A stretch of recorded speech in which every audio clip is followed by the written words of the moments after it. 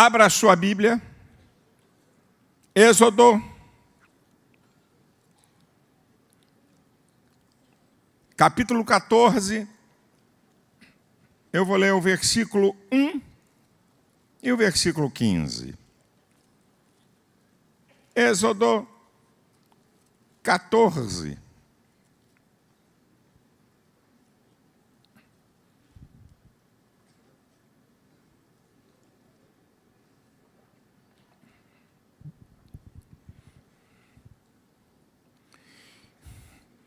Então falou o Senhor a Moisés, dizendo: fala aos filhos de Israel que voltem, voltar atrás, e que acampem diante de Pi-Hairote, entre Migdol e o mar, diante de Baal-Zefon. Em frente dele assentareis o campo junto ao mar.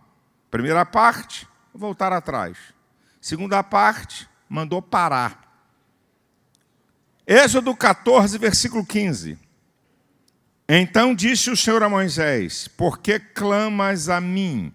Dize aos filhos de Israel que marchem, seguir em frente. Eu quero falar aqui com vocês sobre essas três coisinhas aqui, tão interessantes, tá? Tão importantes aqui. A pergunta que eu faço é: voltar atrás, parar ou seguir em frente? Qual a sua decisão? Qual a sua atitude nesse tempo? Está na hora de voltar atrás? Está na hora de parar?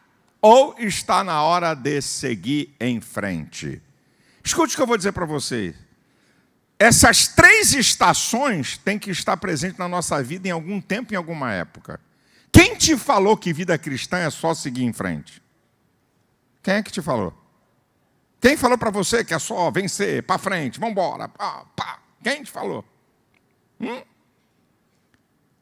Foi o próprio Deus que instruiu Israel. Foi Deus que falou: volte, pare, e olha onde Deus mandou parar. Pi-Hairote, beco sem saída. Onde Deus mandou o povo parar. Lugar que não tinha onde fugir, mar na frente, montanha atrás. E foi Deus que disse: agora está na hora de seguir em frente.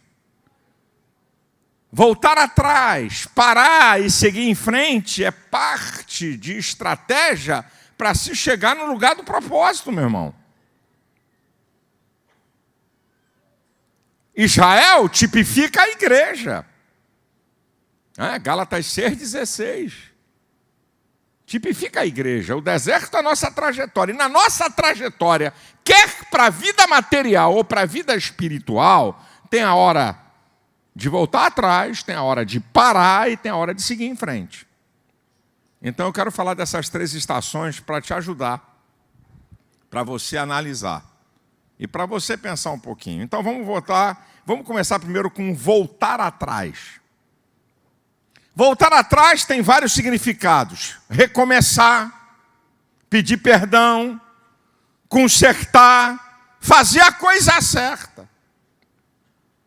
Muitas vezes na nossa vida a gente tem que voltar atrás por causa disso aqui. Lembra do filho pródigo? O filho pródigo é um exemplo. Mateus 15, versículo 18 e 19. Estava na miséria, estava na desgraça, pediu a herança antecipadamente. Aí ele para pensar, nem bolota de porco o cara tinha para comer, estava com fome. Quantos jornaleiros, quantos funcionários do meu pai estão numa boa? Então ele diz: eu me levantarei e voltarei. E vou dizer: pai, pequei contra ti. Voltou lá atrás para recomeçar e para consertar a bobagem que fez. Quem sabe esse é seu caso? Não sei. Se Deus colocou essa palavra no meu coração, pode ser. Lembra da igreja de Éfeso, Apocalipse capítulo 2, versículo 4 e 5? Uma igreja fantástica. Uma igreja que tinha discernimento espiritual. Uma igreja que tinha trabalho. Aí o Senhor diz para ela, para aquela igreja: eu, porém, tenho contra ti que vocês perderam o primeiro amor. Lembra-te, pois, de onde caíste. pratique as primeiras obras, senão eu virei a ti e removerei o teu castiçal. Olha o que o Senhor está dizendo. Lembra-te, pois, do caíste, volta lá atrás. Pratica as primeiras obras, lá atrás. Lembra quando você começou a fé? Lembra quando você aceitou a Cristo? Quando você foi transformado pelo poder do Evangelho? Como é que era a tua vida cristã? Não media esforços para estar na igreja, não media esforços para evangelizar, não media esforços para dedicar tempo a Deus. Ei, volta lá atrás. Lembra lá onde é que começou o teu fracasso, onde é que começou a tua decadência espiritual. Voltar atrás é para isso, meu queridinho. É para você pensar nisso que eu estou te falando. Voltar atrás para onde você nunca deveria ter saído. Escute isso aqui. Muitas vezes a gente tem que voltar atrás de um lugar que a gente nunca deveria ter saído. O livro de Ruth mostra isso. Noemi, Elimeleque, Noemi, Malom e Quilom, os filhos. Houve uma crise na terra e eles saem de Belém, casa do pão, casa do povo de Deus, e vai para Moabe, terra de pagãos. Saiu por causa de uma crise e encontrou um desastre pior do que a crise. Saiu por causa de uma crise e encontrou um desastre pior do que a crise. Morreu o cara, morreram os 2 filhos. Está aqui, meu irmão. O desastre foi pior. Aprenda, Deus tem compromisso com o seu povo. Depois em Ruth capítulo 1, versículo 6, vai dizer: o Senhor tinha visitado o seu povo dando-lhe pão. Olha lá. Você sai por causa de uma crise e esqueceu que Deus tem compromisso com o seu povo, tem promessas para o seu povo. Você sai do lugar da bênção por causa de uma crise temporária. Volta. A pessoa sai do lugar da crise, do lugar da bênção, por uma crise temporária. Você saiu do teu casamento? Saiu da tua família? Nessa manhã Deus está mandando você voltar. Voltar de onde você nunca deveria ter saído. Você vai arrumar um problema para você que você nem imagina que está aí na tua frente. Por causa de uma crise conjugal. Por causa de uma crise familiar. Estou revoltado por causa do meu pai, por causa da minha mãe, que meu pai fez uma bobagem. Ei! Fica aí, filhinho. Volta. Essa é uma palavra de Deus para alguém aqui que está precisando. Volta. Porque a crise não representa o lugar que é. A crise é momentânea lá. Belém, que significa casa do pão, estava passando uma necessidade. Estava numa crise. Mas a crise não era o final nem o fatal. Era o momento. Tanto é que Deus visita seu povo. Não precisava ter saído. Não precisava ter perdido essa gente toda. Está aqui, meu irmãozão, que eu estou falando aqui para você. Não estou inventando nada. Uma outra coisa. Voltar atrás também significa que você se submete à vontade de Deus. E a vontade de Deus não tem nada a ver com lógica humana. Imagina, o povo sai do Egito para atravessar o deserto, para chegar em Canaã, e Deus diz assim: volta. Mas como? É para seguir em frente, não voltar? Volta. Deus muitas vezes dá uma ordem para mim e para você, não está preocupado com a opinião pública, a opinião publicada, o que os outros pensam. Obedecer a Deus em uma coisa que não é lógica. Mas Deus, Ele queria cumprir um propósito. E você pode ver no capítulo 14, versículo 1, por que Deus está mandando voltar? E depois Deus vai mandar parar. Porque os egípcios vão de saber, eu vou ser glorificado em Faraó. E os egípcios vão de saber que eu sou Deus. Talvez Deus está mandando você voltar atrás, para que as pessoas saibam que você tem um Deus poderoso, que interfere na lógica humana, que não tem nada a ver com o que as pessoas pensam, meu irmão. Voltar atrás também, fora do propósito de Deus, é coisa de covarde e medroso. Voltar atrás, sem a direção de Deus, simplesmente pelo ato de voltar, em Juízes, no capítulo 7, versículo 33, olha o que o homem de Deus diz. Tem muita gente aqui. Quem for covarde e medroso, volta atrás. 22 mil pessoas voltaram. Eu vou para a guerra, eu vou para a peleja. Tem 135 mil contra. É quase 5 para 1. Eu vou voltar atrás. Tá? Voltar atrás, também fora do propósito de Deus, significa que você não crê que Deus tem o melhor para você. Olha o povo de Israel. No capítulo 13, do versículo 27 ao 33, do capítulo 14, do 1 ao 4, quando foram espiar a terra, trouxeram um relatório que a terra era boa, tudo que Deus falou, mana, leite e mel, tá, porém lá tem gigantes, não vai dar, babá. Aí o que o povo fez? Levantemos um capitão e tornemos ao Egito. Voltar atrás, fora da vontade de Deus, significa que você não crê que Deus tem o melhor para você. Também significa isso. Você está voltando atrás? Não, isso aqui eu vou voltar atrás, isso aqui não. Deus falou comigo, Deus prometeu, mas eu não estou acreditando muito. Porque, rapaz, tem gente que escuta tanta profecia, tanta revelação e continua fazendo as mesmas besteiras. Deus falou tantas vezes, de tantas maneiras, fala pela palavra, fala no louvor, fala para um irmão que teve uma visão e o camarada ainda duvida. Voltar atrás também significa abandonar a fé. 2 Timóteo 4,10 diz: Demas me desamparou, amando o presente século. Hebreus 10, 38 e 39 diz: o justo viverá da fé, mas se ele retroceder, a minha alma não tem prazer nele. Nós não somos daqueles que se retiram para a perdição, mas daqueles que creem para a conservação de vida. Mas tem gente que volta atrás e nega a fé e abandona. Quantos você conhece? Que frequentavam a igreja, sentavam perto de você no banco. Cadê eles? Onde é que eles estão? Está fora. Se desviaram. Então, voltar atrás, também fora da vontade de Deus, significa abandono da fé. Agora, Deus manda voltar atrás e agora Deus manda parar. Para aí, nesse beco sem saída. Fica parado aí. Primeiro exemplo de Deus para nós. Ele fez o mundo em 6 dias e no 7º ele parou. Descansou. Descansou, parou por 2 motivos: para apreciar a sua obra e para deixar uma lei moral. Olha o exemplo de Jesus.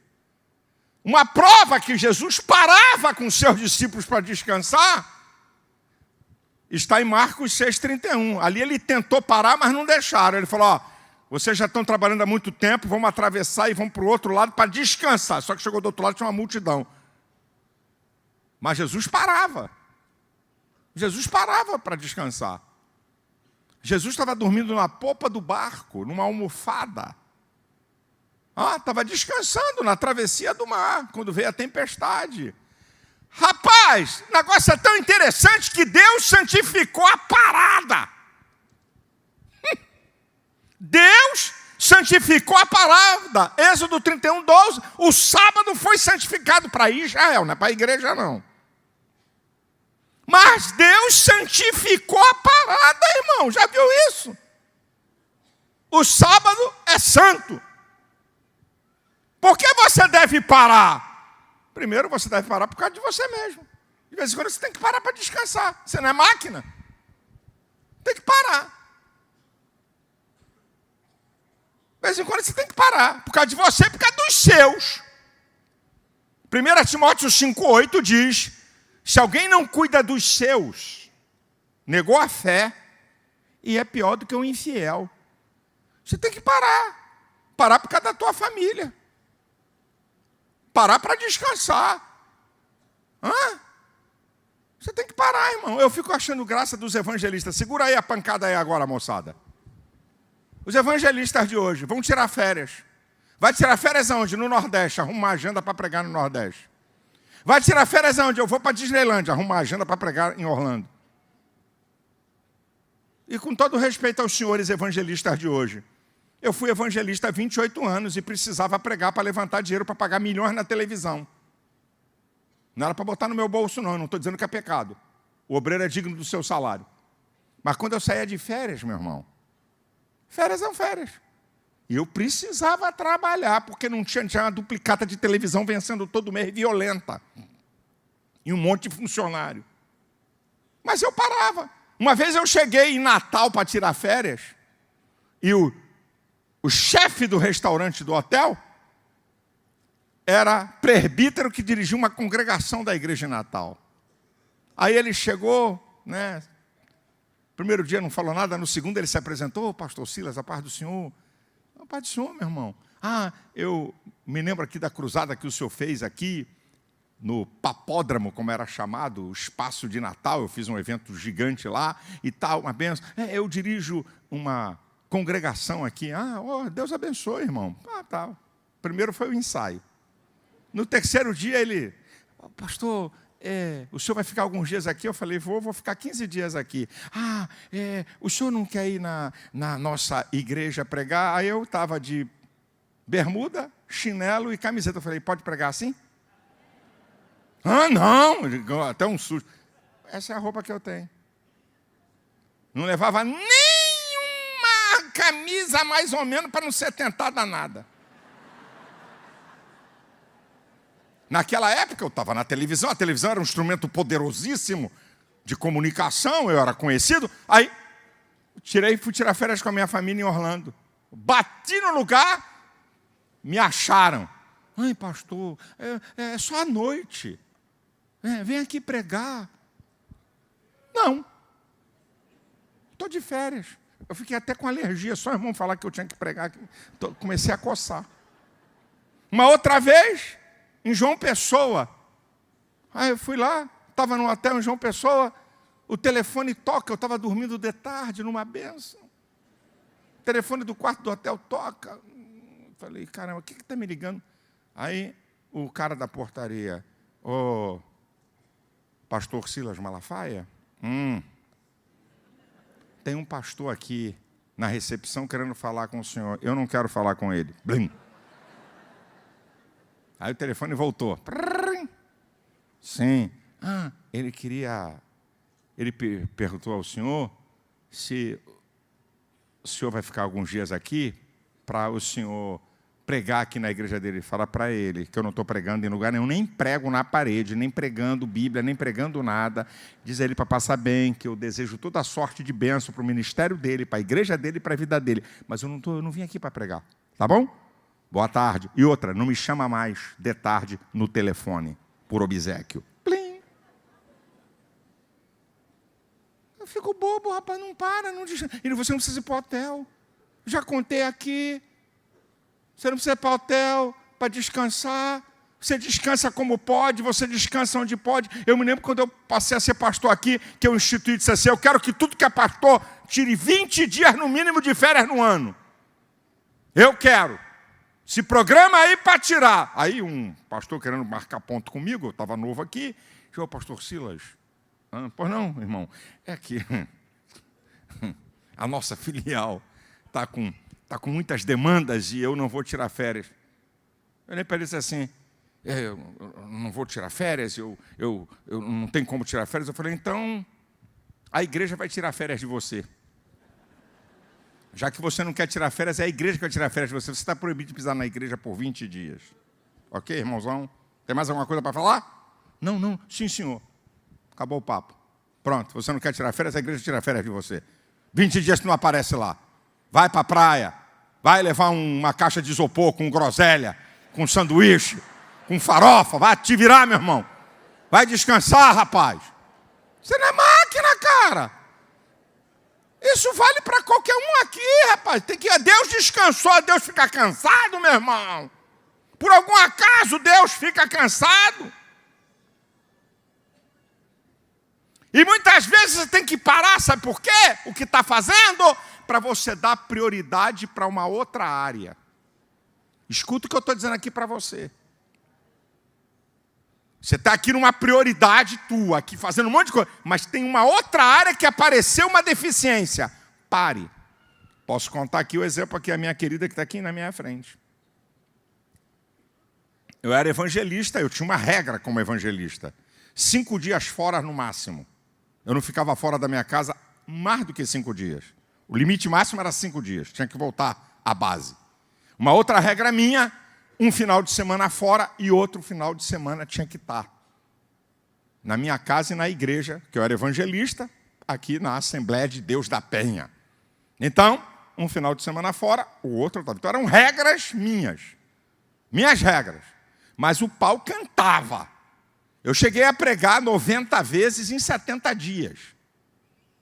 Pergunta aí a pregador para fazer a continha. Eu preguei muitos dias, mais de uma vez, sem parar. Não, então eu fazia agenda, pregar fora, pregar no estado do Rio, porque aí eu não estava fora, não precisava dormir em hotel, pau quebrando. Eu chego em São Paulo para pregar na igreja do Jabes, né? Dou entrada em hotel, tal, estou me preparando para pregar, para poder ir para a igreja, 5:30 da tarde, 6 horas, o culto da vitória, anunciado em televisão, o culto dava gente, voltava gente, era um rolo santo. O telefone toca para mim e diz, sua esposa está passando mal. Hã? Sua esposa está passando mal. É mesmo? Ok, estou indo. Muda a passagem, vai pagar multa, não sei o quê. Jabes, estou voltando. A Elisete não está bem, estou voltando agora. Tá? Te vira aí, arruma alguém para pregar. Aí, eu tive que parar 20 dias. Parar tudo. Parar. Sabe o que é parar? Parar. Eu com uma agenda grande. Aí tive que ir ligando para pastores. Eu vou justificar na televisão. Eu tenho que cuidar aqui da minha esposa. Porque ela está doente e ela é minha prioridade. Parei 20 dias e eu digo, Jesus, tem misericórdia. Como é que eu vou pagar essas contas? E eu não tinha continha de miúdo, não. Era conta grande, como eu falei, de televisão. Mas parei! Por quê? Porque tinha uma outra prioridade. Tinha que parar o que estava fazendo para priorizar. Você não aprendeu a priorizar tua mulher, não, ô marmanjo? Não aprendeu a priorizar teu marido? Ou priorizar um filho que está numa crise? Ou uma filha? Ou uma área da tua vida que você tem que priorizar? Tem que parar o que está fazendo para priorizar uma outra área. Parar também significa submissão e obediência a Deus. Para em Piairote. Como é que é?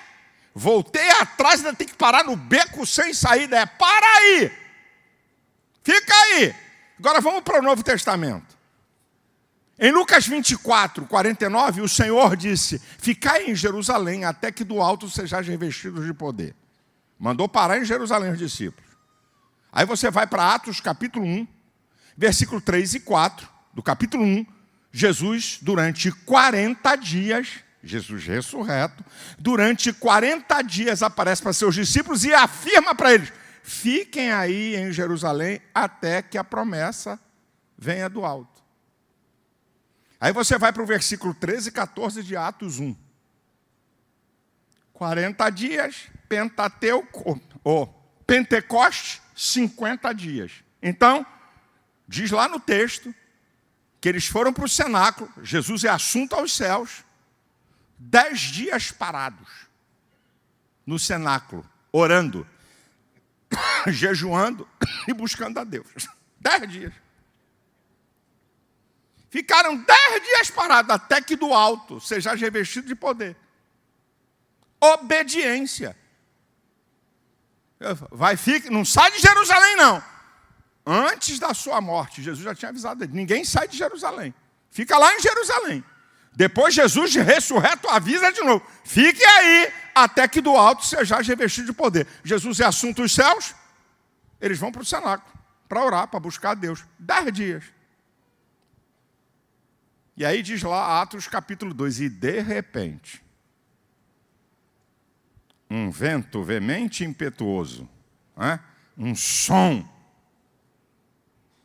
E aí a promessa se manifesta, o batismo com o Espírito Santo, a descida do Espírito Santo? Obediência. Nós temos que aprender, irmão, não é obedecer à lógica humana, é obedecer à voz de Deus. É obedecer à vontade de Deus, que contraria a lógica, e que Deus faz coisas para nos treinar. Para aí, fica aí, mas fica aí, mas foi Deus que falou, então fica. Foi Deus que mandou, fica. O que está questionando? Está aqui, eu estou te mostrando, não estou inventando nada. Parar também significa uma coisa, pare, para você ver Deus agir. Muitas vezes Deus quer que você pare, para você ver Ele agir nessa questão, agir nesse problema. Lá o caso de Josafá, segundo Crônicas 20:17. Parai, estai de pé e vede o livramento do Senhor. Tem muita gente aí, não vai dar para vocês não. Com a lógica não vai dar. Com a força de homem não vai dar. Moabitas, amonitas da montanha de Seir. Gente como a areia do mar contra Josafá e Judá. Os caras tremeram. Vai dar zebra. Aí um profeta levanta e diz ali, olha, parai, estai de pé e vede o livramento do Senhor. Deus está dizendo aqui para alguém, ei, para aí. Fica parado aí que você vai ver Deus operar. Você vai ver Deus abrir essa porta. Você vai ver Deus operar esse milagre. Talvez esse seja o seu caso.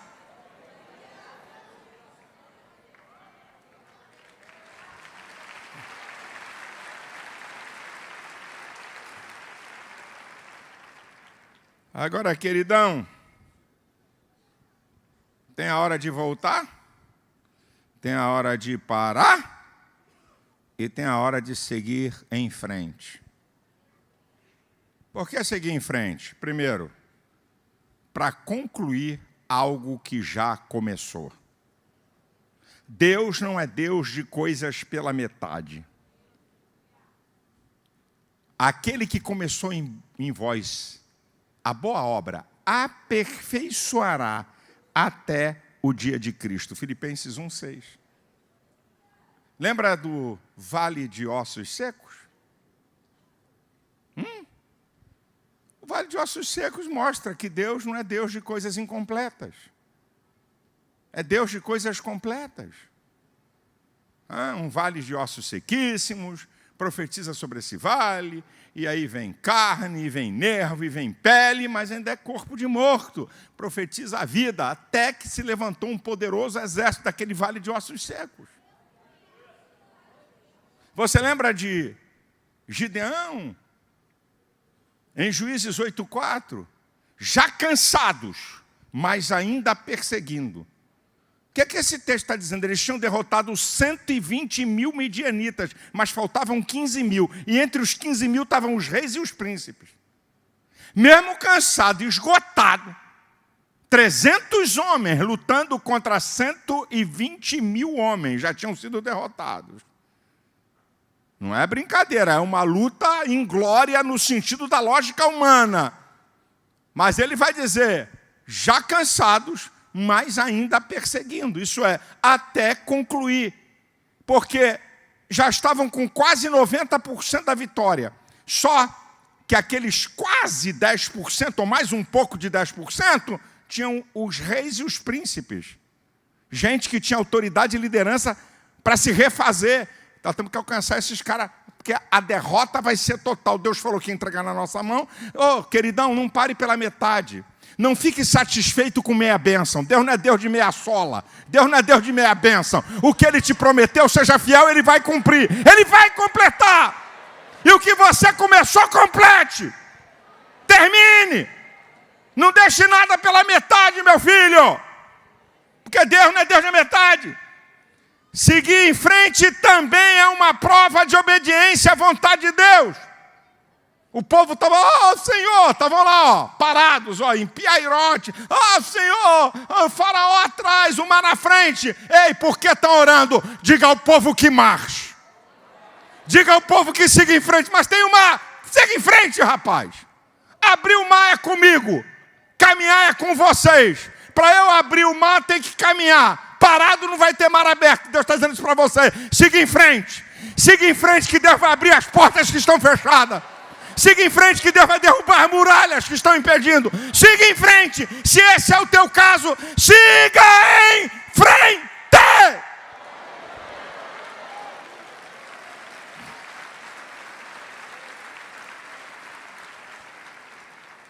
Seguir em frente para concluir um propósito maior. Quando o apóstolo Paulo diz em Filipenses 3, 13 e 14, uma coisa faço é que, esquecendo-me das coisas que para trás ficam e avançando para as que estão diante de mim, prossigo para o alvo, pelo prêmio da soberana vocação de Deus em Cristo Jesus nosso Senhor. Siga em frente, há um propósito maior. Então siga em frente para cumprir esse propósito. Agora interessante, por que pede para avivar no meio? Lá em Abacuque 3,2, aviva ao Senhor a tua obra no meio. 2 anos, no meio. Meio. 50% para voltar e 50% para concluir. Meio é lugar de decisão. Então, aviva no meio. Para quê? Para concluir. Para não parar. Para não voltar atrás. Por isso que pede para avivar no meio. Já tem uma experiência, já tem um tempo. E a pessoa, o ser humano, busca um lugar de acomodação. Por isso que o profeta está dizendo, Senhor, aviva no meio dos anos, para não recuar, para não voltar atrás. E eu quero dizer para você, debaixo da direção de Deus, você pode seguir em frente. É profético para você. Ele vai abrir um caminho para você onde ninguém imagina. Ele vai abrir um caminho que só você passa.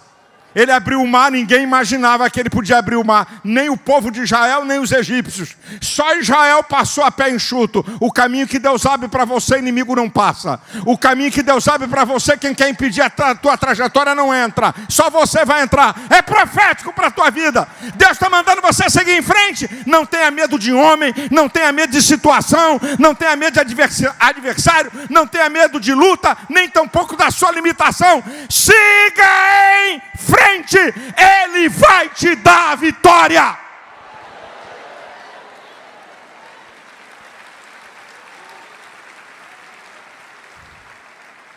Para concluir a minha palavra, aqui está a conclusão.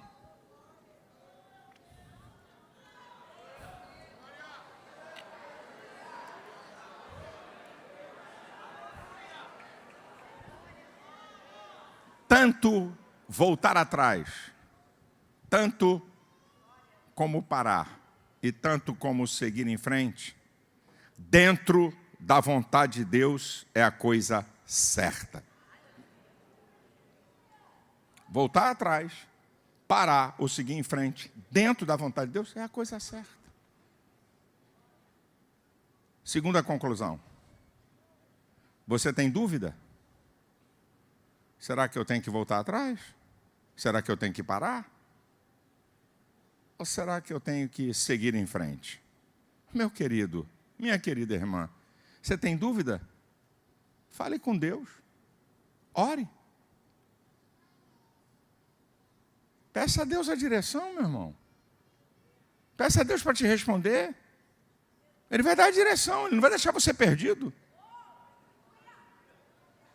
Deus não vai deixar você perdido. Isaías 49, 23 diz, os que confiam no Senhor não ficarão confundidos. Confiar, já expliquei aqui para vocês, é perder controle. É passar controle para outro. Então, confie em Deus. Agora, é uma coisa que você tem que falar, tem que fazer, que aí não sou eu, meu irmão.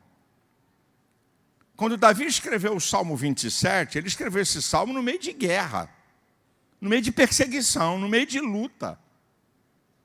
E os versículos 13 e 14 vão dizer uma coisa, no meio da guerra, no meio da luta, da perseguição, no meio onde a vida dele estava em risco, ele vai dizer 2 coisas interessantes.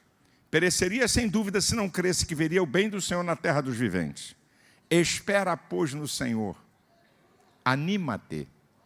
Ele fortalecerá o teu coração. Espera, pois, no Senhor. Na verdade, ele diz 3 coisas. A primeira é que ele ia perecer se não cresce que veria a vitória de Deus na sua vida. A segunda é que ele manda Ele está falando para ele, está falando para nós. Espera. E a terceira, o modo de esperar. Eu estou cansado de esperar, pastor. Eu não tenho nem mais força. Eu não tenho nem mais graça. Espera, pois, no Senhor, anima-te. Não é Deus que me anima, sou eu que me animo. A gente não torce a Bíblia, não. Olha o que ele está dizendo. Anima-te. Por que você fica animado? Porque Deus está comigo. Se Deus está comigo, o inimigo não vai prevalecer. Se Deus está comigo, vai ter uma resposta. Se Deus está comigo, ou vai acontecer um sobrenatural, ou Deus vai me mostrar algo que eu tenho que fazer para ter a vitória. Deus está comigo, eu não vou desistir, não se entrega não, meu irmão. Ai, meu Deus, eu estou esperando há tanto tempo, eu acho que Deus esqueceu de mim. Que Deus esqueceu de você, rapaz? Deus vai esquecer de você o quê? Pode uma mulher esquecer tanto do filho que cria, que não se compadeça dele, ainda que ela se esquecesse de ti, eu todavia não me esquecerei de ti. Isaías 49:15, que Deus vai esquecer de você, rapaz? A mente de Deus não envelhece, Deus não é bim. Deixa eu falar. Não é presidente americano. Deus não está ficando senil. Ele tem uma mente eterna. Então como é que Deus vai esquecer de você? Anima aí, irmão. Vira para quem está do teu lado aí, direita, esquerda. Ânimo, meu irmão.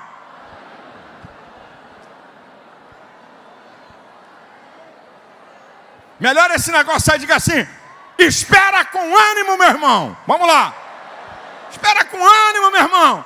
Não é borocochô não, não é de cabeça baixa não. Eu não sei qual é a tua luta, eu não sei qual é a tua adversidade, mas se você espera no Senhor dos Exércitos, o Deus que nunca perdeu uma batalha, o Deus que abre porta e ninguém fecha, o Deus que operando ninguém impede. Ei, querido, espera Ele te dar uma resposta, espera Ele te dar uma direção. Não se precipite e nem se desanime, porque você vai ver a bênção de Deus, você vai ver a porta aberta, você vai ver o milagre, você vai ver a promessa se cumprir.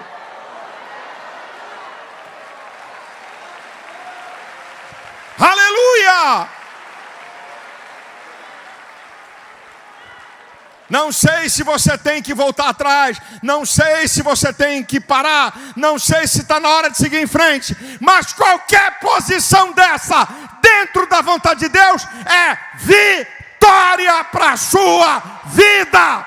Amém? A igreja de pé.